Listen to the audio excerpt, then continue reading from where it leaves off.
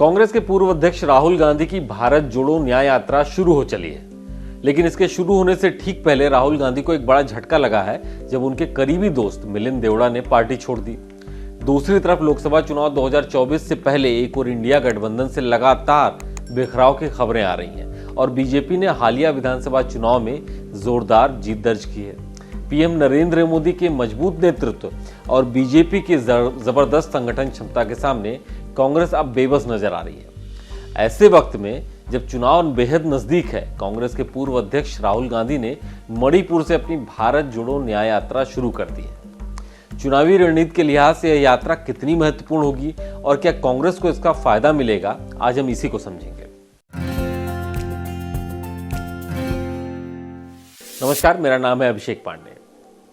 लोकसभा चुनाव 2024 से पहले राहुल गांधी ने भारत जोड़ो यात्रा के लिए एक ऐसा वक्त चुना है जब विपक्षी गठबंधन बहुत सारी चुनौतियों से जूझ रहा है। विपक्ष के इंडिया गठबंधन की कई मीटिंगें हो चुकी हैं, लेकिन इसके बाद भी सीट शेयरिंग का फॉर्मूला सुलझ नहीं सका है। सहयोगियों के बीच तकरार की लगातार खबरें आ रही हैं। टीएमसी प्रमुख ममता बनर्जी ने हालिया वर्चुअल मीटिंग में हिस्सा नहीं लिया, तो दूसरी ओर बिहार के मुख्यमंत्री नीतीश कुमार भी नाराज बताए जा रहे हैं।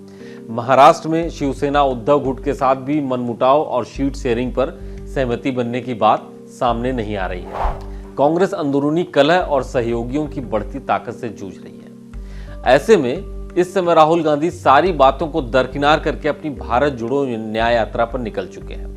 15 राज्यों और 6000 किलोमीटर से ज्यादा की यात्रा राहुल गांधी और कांग्रेस को कितना लाभ पहुंचाएगी, यह कह पाना भी जल्दीबाजी होगी।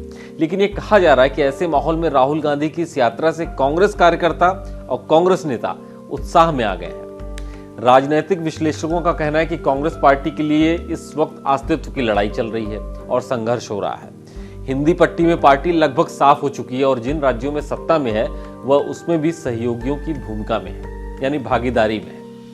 बिहार में गठबंधन सरकार में कांग्रेस की हैसियत तीसरे नंबर की पार्टी के तौर पर है। राजस्थान और छत्तीसगढ़ में पार्टी 2023 के विधानसभा चुनाव में बुरी तरह हारी है। तेलंगाना और कर्नाटक में पार्टी की भले ही जीत मिली है, लेकिन दक्षिण में भी कांग्रेस तमिलनाडु और आंध्र प्रदेश जैसे राज्यों में सहयोगियों के ही भरोसे है। केरल के वायनाड से राहुल गांधी सांसद हैं, लेकिन वहां प्रदेश में कांग्रेस की अपनी सरकार नहीं है। ऐसे हालात में लगभग पूरे भारत में कांग्रेस संगठन में निराशा है और कार्यकर्ताओं में मोटिवेशन नहीं है। राहुल गांधी की भारत जोड़ो न्याय यात्रा खुद पार्टी और राहुल गांधी को नेता के तौर पर स्थापित करने का एक बड़ा कदम बन सकती है।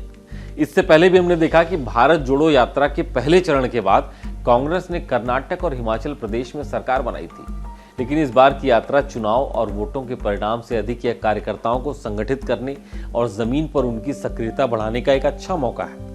अच्छी बात यह है कि पिछले कुछ वक्त में राहुल गांधी ने पार्ट टाइम नेता जैसे खुद के टैग को खत्म किया है। उन्होंने लगातार और सटीक शब्दों में आर्थिक नीतियों, बेरोजगारी और देश के किसी भी हिस्से में होने वाले अपराध और हिंसा के लिए मुखर होकर आवाज लगानी शुरू कर दी है। राहुल गांधी लगातार संघ और बीजेपी पर खुले शब्दों में हमला कर रहे हैं, जबकि यह काम कोई और नेता नहीं कर पा रहा है।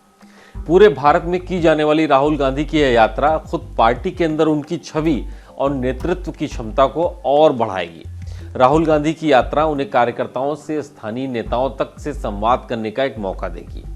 शीर्ष नेतृत्व और नीचे के कार्यकर्ताओं के बीच संवाद किसी भी संगठन को और मजबूत करने का पहला आधार है। यह यात्रा राहुल गांधी के लिए वह सुनहरा मौका है जहां से वह खुद को कांग्रेस का सबसे बड़ा और सर्वमान्य नेता के तौर पर स्थापित कर सकते हैं। तो राहुल गांधी की भारत जोड़ो न्याय यात्रा के बहुत सारे फायदे हैं जो आने वाले वक्त में देखे जा सकते हैं। आज के डेली लाइन एक्सप्लेनर में सिर्फ इतना ही। ऐसे ही और जानकारी वाले वीडियोस पाने के लिए आप फॉलो कीजिए डेली लाइन।